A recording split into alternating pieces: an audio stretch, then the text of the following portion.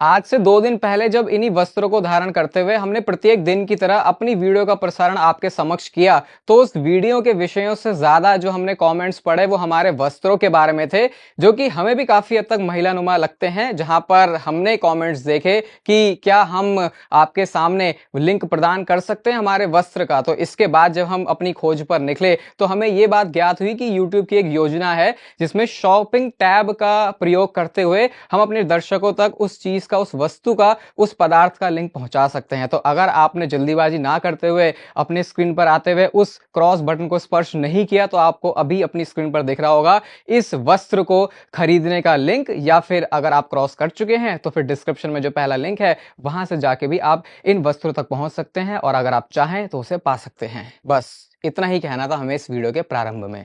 Okay, hello chatters, my name is Rohit and you are watching Wrestle Chatter. Welcome है guys आपका voice of wrestling के episode number 620 में। और बोलो भैया 619 रे मिस्टीरियो वाला एपिसोड होगा है। लो बना दिया मैंने तुम्हारे लिए बढ़िया सा रे मिस्टीरियो का एपिसोड कल।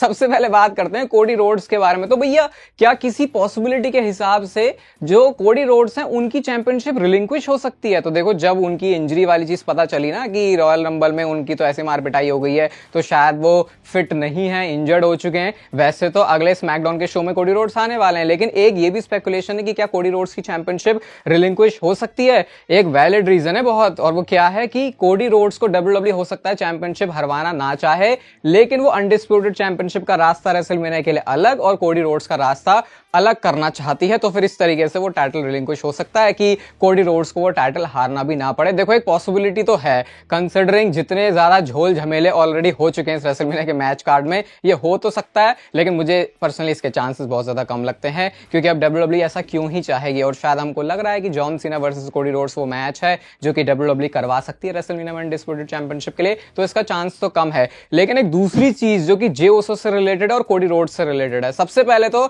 एक ये मेरा आपसे सवाल ये, मुझे बताना कि क्या आपको लगता है कि ऐसा हो सकता है कि जे ऊसो वर्ल्ड चैंपियनशिप के लिए जाएं रेसलमेनिया में और वो टाइटल ना जीते, वहां पे भी वो हार जाएं? देखो अगर आपको ऐसा लग रहा है कि रॉयल रंबल जीतने के बाद बंदा चैंपियनशिप जीत ही जाता है तो फिर आपको ज्यादा भी पुराने टाइम में जाने की जरूरत नहीं है। कोडी रोड्स जब पहली बार रॉयल रंबल जीते तो वो टाइटल नहीं जीत पाए थे। ऐसे ही उससे पहले नाकामोरा के साथ भी हमने देखा, मतलब काफी होते रहता है, लेकिन ऑब्वियस लग जाता है कई बार हम लोगों को। तो क्या ऐसा हो सकता है कि जे ऊसो का अगर गुंथर से मैच है तो वो टाइटल नहीं जीतने के बाद फिर से वो हार जाएंगे? लेकिन ये तो अलग मुद्दा है, क्या जे ऊसो और कोडी रोड्स का मैच हो सकता है अनडिस्प्यूटेड चैंपियनशिप के लिए? तो भैया देखो दिमाग में इसके बारे में ज्यादा लोग सोच नहीं रहे, लेकिन ऐसा भी पॉसिबल है। अब तो देखो कुछ भी पॉसिबल है, क्योंकि अगर आप देखोगे तो जे ऊसो और कोडी रोड्स की भी कहानी ऐसे बना सकते हैं कि भाई जे ऊसो और कोडी रोड्स की भी यारी तो पहले रही है, अरे साथ में उन्होंने टैग टीम चैंपियनशिप भी तो जीती है। तो अगर डब्ल्यूडब्ल्यूई चाह रही है कि चलो जे ऊसो और कोडी रोड्स को अलग इन्वॉल्व करना है, और क्या पता गुंथर और जॉन सीना का मैच डब्ल्यूडब्ल्यूई बनाना चाहती है, तो ये भी कर सकते हैं।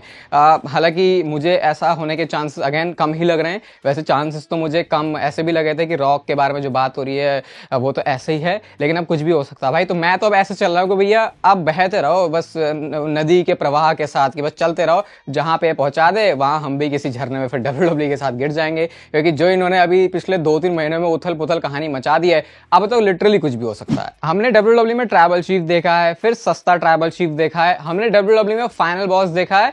अब सस्ता फाइनल बॉस तो नहीं, लेकिन इसको फाइनल बॉस का मिनी वर्जन में जरूर कह सकता हूं। एवा रेन जो कि आपको पता है एनएक्सटी में जनरल मैनेजर है, अब डब्ल्यूडब्ल्यूई के प्लान है उनको फाइनल बॉस जैसा कुछ सिमिलर कैरेक्टर देने के लिए। पहले तो जब मैंने देखा मुझे लगा कि शायद फाइनल बॉस की स्टोरी लाइन में भी इन्वॉल्व हो सकते, लेकिन फिर रियलाइज हो भैया उसके लिए फाइनल बॉस भी तो होना चाहिए। तो कुछ तो एवा रेन के साथ ऐसे कैरेक्टर में चेंज करने वाले हैं जो कि उनको सिमिलर पर्सोना देगा जैसे कि फाइनल बॉस द रॉक का है। अभी एग्जैक्टली इससे क्या समझना चाहिए मुझे नहीं पता, क्योंकि डब्ल्यूडब्ल्यूई एक लेवल तक ही उसको भी स्केल कर सकती है, क्योंकि एवा रेन है तो एनएक्सटी में ही, तो एनएक्सटी में जा सकता कितना ही कर लेंगे। तो फिर उनको इवेंचुअली अगर बहुत ज्यादा अपने ऊपर स्पॉटलाइट चाहिए तो आना पड़ेगा उसके लिए मेन रोस्टर में। बट मुझे लगी ये चीज तो सोचा आपके साथ शेयर कर देता हूं। वैसे अभी तो उनका कैरेक्टर ना एज जनरल मैनेजर काफी न्यूट्रल सा ही है। फाइनल बॉस के कैरेक्टर के बाद जनरल मैनेजर के तौर पे भी उनका जो कैरेक्टर डेवलपमेंट है वो अच्छी तरह से हो सकता है। वैसे बोल दूं क्या, मतलब दिल में तो आ रहा है, क्या फाइनल बॉस भी स्टोरी लाइन में आ सकते हैं? गलती हो गई, बोल दिया। देखो जे उसो के बारे में सब लोग बात कर रहे हैं, जिमी उसो के बारे में सिर्फ हम बात कर रहे हैं कि यार इस बंदे के साथ कुछ ज्यादा सही नहीं हो रहा, बट शायद डब्ल्यूडब्ल्यू क्या ऑलरेडी टीज कर रही है कि जिमी उसो को एक बहुत जल्दी चैंपियनशिप मिलने वाली है। अब तक उन्होंने सिंगल चैंपियनशिप नहीं जीती क्योंकि जे उसो ने तो जीत ली पहले। तो भैया ये हमने स्मैकडाउन में जैसे देखा ही था, जिमी उसो की एंट्रेंस के टाइम पे पीछे शिंसुके नाकामुरा थे। तो शायद डब्ल्यूडब्ल्यू बहुत धीरे धीरे धीरे धीरे स्टोरी को आगे बढ़ाएगी और रेसलमेनिया में जिमी उसो को जो मैच मिल सकता है वो नाकामुरा के अगेंस्ट हो सकता है फॉर यूनाइटेड स्टेट्स चैंपियनशिप। और देखो ये इससे बड़ा मौका और क्या होगा जिमी उसो के लिए भी, क्योंकि अगर आप नाकामुरा को देखोगे तो एज चैंपियन तो मैं ये नहीं बोलूंगा कि बहुत कुछ इंपैक्टफुल उन्होंने किया है, बट कैरेक्टर उनका अच्छा है, उनकी एंट्रेंस देखे तो भाई मजा ही आ जाता है। तो डब्ल्यूडब्ल्यू इस फ्यूड में अच्छे से टाइम दिमाग लगा सकते हैं और शायद रेसलमेनिया का एक मैच हो सकता है जहां पे शायद जिमी उसो के पास मौका है अपने भाई की तरह सिंगल चैंपियनशिप जीतने का। और सोचो क्या होगी ना उस के लिए नाइट अगर जे उसो वर्ल्ड चैंपियनशिप जीत जाते हैं और जे उसो को एक मिड कार्ड यूएस चैंपियनशिप मिल गई। तो ऐसा करके जिमी उसो के फैंस के भी कलेजे को ठंडक पहुंच जाएगी, क्योंकि जब से जिमी उसो ऊपर गए हैं, जिमी उसो को भी ऊपर, जब से जे उसो ऊपर गए हैं लोग चाहते हैं जिमी उसो को भी ऊपर देखना। तो शायद डब्ल्यूडब्ल्यू सच में ये सपना फैंस कर सकती है पूरा। आपको याद होगा अपनी किसी तो एक वीडियो में मैंने बोला था, एक तो दिन की इतनी वीडियो होती है पता भी नहीं चलता किसमें क्या बोल दिया, कि जॉन सीना के नाम का डब्ल्यूडब्ल्यू एक इवेंट कर सकती है पूरा जो उन्हीं को डेडिकेट किया जाएगा कि भैया ये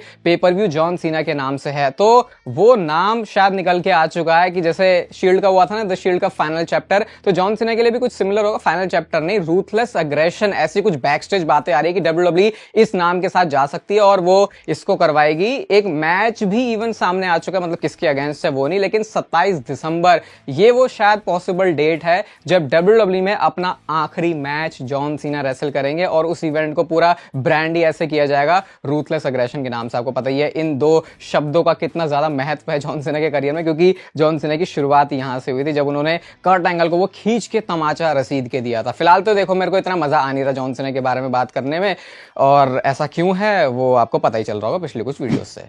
यार जब मैं समझदार लोगों की तरफ से समझदार आंसर सुनता हूं ना, मेरे को इतना अच्छा फील होता है, क्योंकि बहुत सारे पागल लोगों को इंटरनेट पे देख देख के दिमाग तो हिलता रहता है कि भैया कोई बंदा ऐसे कैसे सोच सकता है, ऐसे कैसे कर सकता है। तो टिफनी स्ट्रैटन ने जवाब दिया है मैंडी रोज का, जो मैंडी रोज ने बोला नहीं था कि put some respect on my name, ये मेरा उसने चुरा लिया, जबकि मुझे तो बहुत ही कॉमन फ्रेज लगता है। तो इसका जवाब दिया टिफनी स्ट्रैटन ने, कहती है कि यार मुझे बड़ा बुरा लगा है देखे कि मैंडी रोज को सही में जरूरत पड़ी पॉडकास्ट में जाके इस चीज को आउट करने की। तो वो भी बोलती है कि यार ठीक है, मैं तो उसको ऑल द बेस्ट विश करती हूँ उसके फ्यूचर के लिए, ज्यादा उन्होंने कुछ भाव भी नहीं दिया।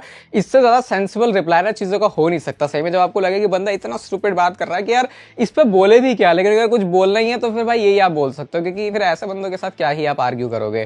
तो ये तो मुझे मस्त जवाब लगा, तो मेरे को थोड़ा सा अच्छा लगा, तो सोचा आपको भी अच्छा फील करवा दूं। सीख सकते हैं वैसे यहाँ से कि रियल वर्ल्ड में ट्रीट कैसे करना होता है लोगों को। पेंटा ने आने के बाद से अपना सैरो मियादो कितना ज्यादा पॉपुलर किया है। अगर आपको सैरो मियादो का मतलब नहीं पता तो उसका मतलब होता है जीरो फियर, कि मुझे किसी बात का डर नहीं। और अब बच्चे देख के यार मुझे एज नहीं समझ में आ पाती उनकी, तो बता देना आपको क्या लग रहा है ये बच्चा बच्ची कितनी छोटी है, इतनी छोटी सी बच्ची, इसको कुछ अकल भी नहीं है, वो भी सैरो मियादो कर रही है भाई। बाकी बहुत ज्यादा कुछ है नहीं आप ऐड करने के लिए, कुछ क्यूट सा मस्त सा लगा मुझे तो शेयर कर दिया। निकी बेला तो आ चुकी हैं, तो भैया उनके साथ में ब्री बेला भी आने वाली, क्योंकि आती तो ये दोनों बेला सिस्टर्स एक पैकेज की तरह ही हैं। तो निकी बेला ने अपने शो में ऐसा बोला था, निकी एंड ब्री शो में, कि होपफुली बहुत जल्दी मेरे साइड में जो ब्री मोड है वो भी होगा। तो आपको पता ही है इनकी फ्यूड भी कैसे चली थी, याद है स्टेफनी मैकमैन के साथ, बिल्कुल ही गुस्सा सा आ रहा था भाई उस समय तो मुझे निकी बेला को देख के, और जो सिंपैथी आ रही थी मुझे ब्री बेला के लिए वो तो बता पाना भी थोड़ा मुश्किल होगा, क्योंकि उस समय तो कुछ ज्यादा ही ऐसे हो जाता था कि यार ये तो बहुत ज्यादा गलत हो गया। तो शायद कुछ ही और दिन या हफ्ते या महीने हैं कि जब निकी बेला के साथ आप बहुत जल्दी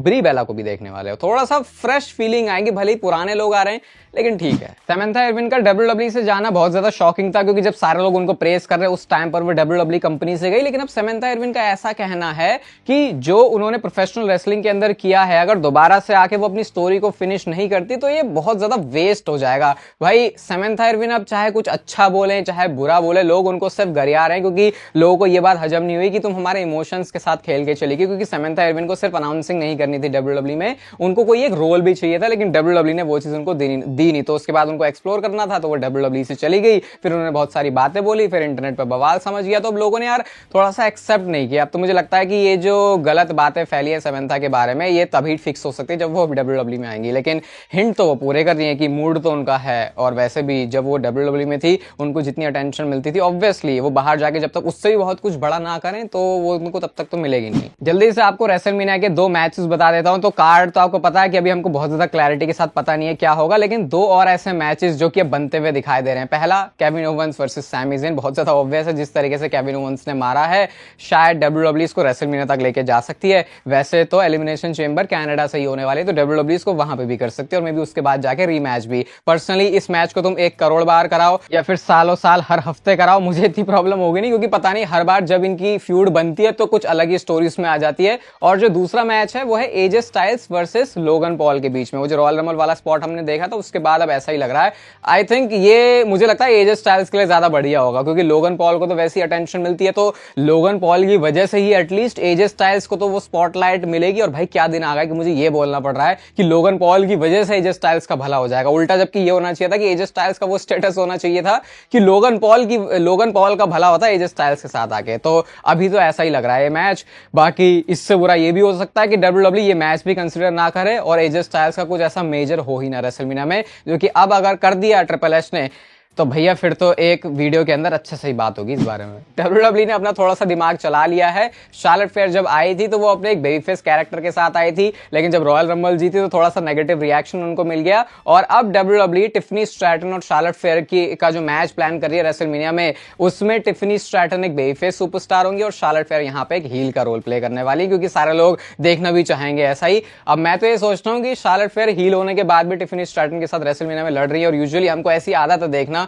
कि रेसलमेनिया में तो जो बंदा चैलेंजर होता है वो चैंपियनशिप जीत जाता है, एटलीस्ट ऐसा माहौल बनता है। हर बार होता नहीं है वैसा, तो थोड़ा सा अटपटा लगेगा कि शार्लेट फेयर पूरी रॉयल रंबल जीती और उसके बाद टिफनी स्ट्रैटन के साथ लड़ी लेकिन मैच हार गई। लेकिन फिर अगेन उनके नाम के पीछे फ्लेयर है, तो क्या पता टिफनी स्ट्रैटन चैंपियनशिप हार भी जाए। और अगर वो हुआ वहां से एक नया एरा शुरू होगा शार्लेट फेयर को बूज मिलने का। और अगर मैं कुछ एक वाइल्ड प्रिडिक्शन भी करूं तो शायद डोमिनिक जैसे हालात हो सकते हैं शार्लेट फेयर के, वो भी अच्छी अचीवमेंट होगी वैसे उनके लिए, क्योंकि जब गालियां पड़ी रही है तो चलो थोड़ी सी और ज्यादा ही पड़वा लो। अब रॉयल रंबल खत्म हुए देखो इतने दिन हो गए, लेकिन इससे रिलेटेड डेटा रिकॉर्ड्स अभी भी सामने आ रहे हैं। तो रेसलिंग ऑब्जर्वर न्यूज़लेटर की तरफ से ये बात पता चली कि WWE की हिस्ट्री का, ठीक है, पूरे इतिहास का सबसे ज्यादा देखा गया प्रीमियम लाइव इवेंट बन चुका है रॉयल रंबल। अब इसमें आप ये भी कह सकते हो कि रॉयल रंबल एक तो वैसे इतना बड़ा शो था, इसके अराउंड हाइप भी बहुत ज्यादा थी, ऊपर से नेटफ्लिक्स वाला मूव हुआ है तो शायद उसने भी कुछ ना कुछ ऐड किया होगा, तो इतना ज्यादा किसी को भी नहीं देखा गया। और इससे क्या ये आई थिंक रेसलमेनिया के अंदर भी मतलब रेसलमेनिया भी इस पूरे डेटा के अंदर है ना कि रेसलमेनिया को भी इतना ज्यादा नहीं देखा गया,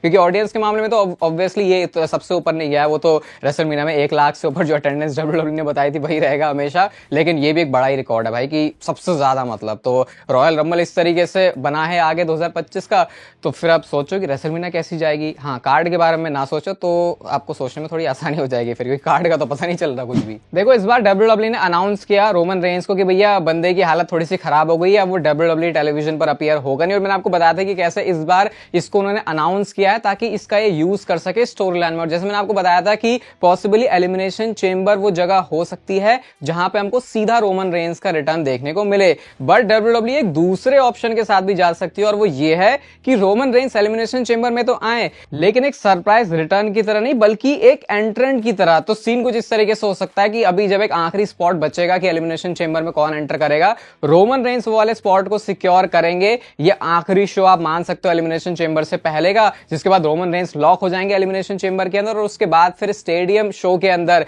WWE रोमन रेंस को कंपीट करवाना चाहिए, क्योंकि आपको पता है बड़े बड़े शोज के अंदर WWE थोड़ा सा पुश करती है कि हमारे जो सारे बड़े स्टार्स हैं एटलीस्ट वो तो फीचर हो। तो फिर इस तरीके से वो जो WWE पंगा भी दिखाना चाहती है ना, सेथ रॉलिंस का, रोमन रेंस का और CM पंक का, तो एलिमिनेशन चेंबर के अंदर ये ऐसा कलेश कर देंगे कि ये तीनों में से कोई भी नहीं जीत पाएगा, और शायद फिर WWE हो सकता है जॉन सीना के साथ आगे चले और उसके बाद फिर रेसलमेनिया के अंदर जो है मैच मिल जाए। तो ये भी WWE की पॉसिबल डायरेक्शन हो सकती है। इससे अच्छा ये होगा कि रोमन रेंस एक मैच के अंदर कंपीट करेंगे, जो कि थोड़ा सा खुश कर देगा फैंस को, क्योंकि बंदा वैसे ही प्रीमियम आदमी है, थोड़ा सा छुट्टियों पे ज्यादा चलता है। बाकी जैसा मैंने आपको वीडियो के प्रारंभ में इस वस्त्र के बारे में बताया तो वो बात आप नोट कर सकते हो। ये वीडियो आपको अच्छी लगी तो इसे लाइक कर दो, चैनल को सब्सक्राइब कर दो ऐसे और मस्त कंटेंट के लिए, और तब तक के लिए जिंदगी के मजे।